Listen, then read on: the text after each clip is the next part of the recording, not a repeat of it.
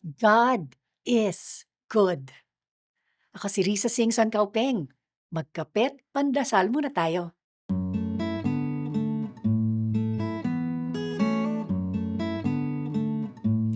When Iranian forces shot down a US jet on Good Friday, April 3, 2026, its two pilots ejected successfully from the crashing plane, but they landed inside Iran.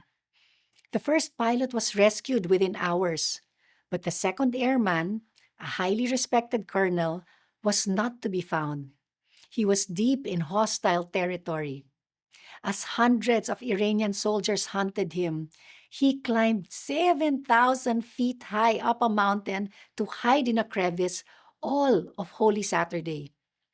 To avoid detection, he restricted his emergency beacon but sent a signal with a short message: God is good.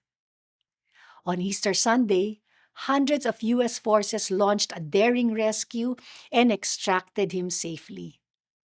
This real life drama mirrors our own spiritual journeys.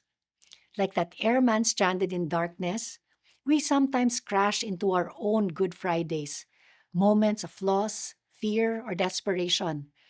We hide in darkness, uncertain if help will come. Yet, even in our darkest valleys, God remains good. His rescue may not arrive according to our schedule, but He will surely come.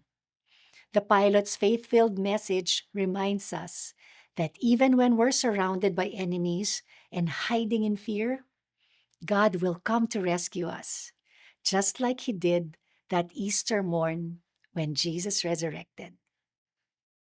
Tayo magdasal. Rescue me from my enemies, O God. Protect me from those who have come to destroy me. Amen.